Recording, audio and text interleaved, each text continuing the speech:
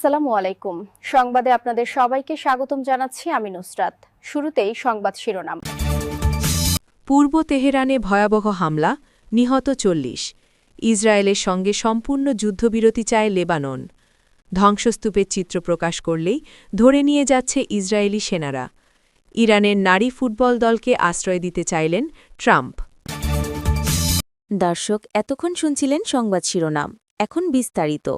আপনি যদি ইসরায়েলের ধ্বংস চেয়ে থাকেন তাহলে চ্যানেলটি সাবস্ক্রাইব করে দিবেন এবং ভিডিওতে লাইক করে আপনার মূল্যবান মতামত কমেন্টে লিখে জানিয়ে দিবেন। এখন বিস্তারিত। পূর্ব তেহরানের একটি আবাসিক এলাকায় ভয়াবহ হামলা চালানো হয়েছে। কর্তৃপক্ষ জানিয়েছে এই হামলায় অন্তত ৪০ জন ইরানি নিহত হয়েছেন। এছাড়া আল জাজিরার প্রতিবেদকেরা ইরানের রাজধানী তেহরানে কিছুক্ষণ আগে একটি বিকট বিস্ফোরণের শব্দ শুনেছেন। তবে হামলার লক্ষ্যবস্তু ও ক্ষয়ক্ষতি সম্পর্কে বিস্তারিত এখনও জানা যায়নি। সোমবার সারা দিন ধরেই পরিস্থিতি এমন ছিল, প্রতি ১ বা ২ ঘণ্টা অন্তর এ ধরনের বেশ কয়েকটি বিস্ফোরণ ঘটছে। সোমবার ইস্পাহান সহ অন্যান্য বড় শহরগুলোকেও লক্ষ্যবস্তু করা হয়েছে। ইস্পাহানের পারমাণবিক স্থাপনাগুলোর কাছাকাছি এলাকায় হামলা হওয়ায় সেখানে উদ্বেগ বাড়ছে। এছাড়া গভর্নরের কার্যালয়েও হামলা হয়েছে বলে খবর পাওয়া গেছে।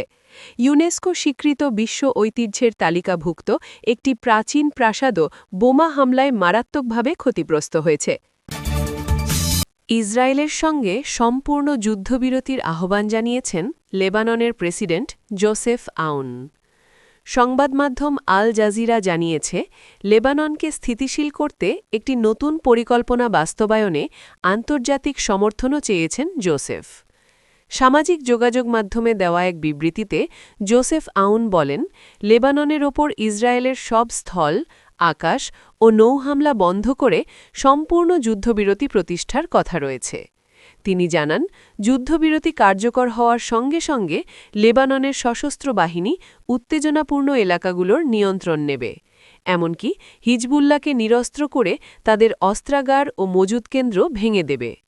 আউন আরও বলেন, এই পরিকল্পনা বাস্তবায়নের জন্য লেবানন সেনাবাহিনীর আন্তর্জাতিক সহায়তা প্রয়োজন। তিনি উল্লেখ করেন, এসব পদক্ষেপ বাস্তবায়নের বিষয়ে সমঝোতায় পৌঁছতে আন্তর্জাতিক তত্ত্বাবধানে লেবানন ও ইসরায়েলের সরাসরি আলোচনা শুরু করা উচিত। ইরানে গণহত্যাকারী ইসরায়েল ও তাদের সহযোগী যুক্তরাষ্ট্রের আগ্রাসন ১০ম দিনে গড়িয়েছে। সংঘাত ছড়িয়ে পড়েছে পুরো মধ্যপ্রাচ্যে। প্রতিশোধমূলক হামলার অংশ হিসেবে তেল আবিব সহ উগ্র ইহুদিবাদী অবৈধ ভূখণ্ডটিতে বৃষ্টির মতো ক্ষেপণাস্ত্র ও ড্রোন নিক্ষেপ করছে তেহরান। তবে এতে কী পরিমাণ ক্ষতিগ্রস্ত হচ্ছে তার তেমন কিছুই প্রকাশ হচ্ছে না বলে ধারণা সচেতন মহলের। এর কারণ খুঁজতে গিয়ে জানা গেল ভয়ঙ্কর মিডিয়া ব্ল্যাকআউটের, অর্থাৎ তথ্য প্রকাশের নিষেধাজ্ঞার তথ্য।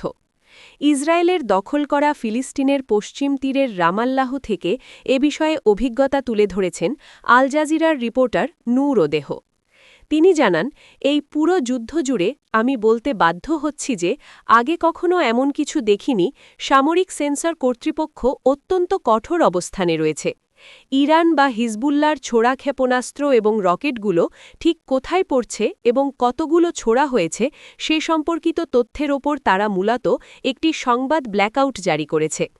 যেসব সাংবাদিক অন এয়ারে বা সরাসরি সম্প্রচারে প্রয়োজনের চেয়ে বেশি তথ্য বলছেন বলে মনে করা হচ্ছে, কর্তৃপক্ষ তাদের তুলে নিয়ে যাচ্ছে। এদিকে আমরা জানতে পেরেছি যে আজ সোমবার তেল আবিবের কাছে বেন গুরিয়ন বিমানবন্দরের পার্শ্ববর্তী একটি এলাকায় ২ জন নিহত হয়েছেন। প্রত্যক্ষদর্শীদের বিবরণ থেকে আমরা জানতে পেরেছি, ইরান যেসব ক্ষেপণাস্ত্র ছুটছে তার কয়েকটিতে ক্লাস্টার ওয়ারেড বা গুচ্ছ বোমা রয়েছে।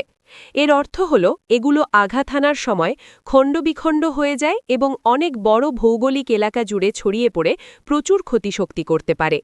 লক্ষ্যবস্তু হওয়া এলাকাগুলোতে কোনো অবিস্ফোরিত গোলা রয়ে গেছে কিনা তা নিশ্চিত করতে জরুরি উদ্ধারকারী দলগুলোর দীর্ঘ সময় লাগছে। এসব কারণে ব্যাপক ক্ষতিশক্তি হলেও তা প্রকাশ করছে না কর্তৃপক্ষ, ধারণা সচেতন মহলের। সোমবার ইসরায়েলে ইরানি ক্ষেপণাস্ত্রের আঘাতে ১ জন নিহত ও ২ জন আহত হয়েছে বলে প্রকাশ করেছে তেল আবিব। তবে নূর ওদেহর বক্তব্য থেকে জানা যায় এ ঘটনায় ২ জন নিহত হয়েছে।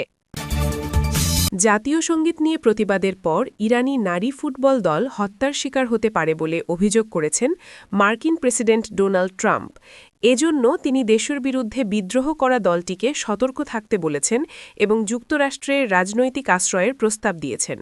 সম্প্রতি নিজের দেশের জাতীয় সঙ্গীত গাইতে অস্বীকৃতি জানানোর পর আলোচনায় আসেন ইরানের এই নারী খেলোয়াড়রা।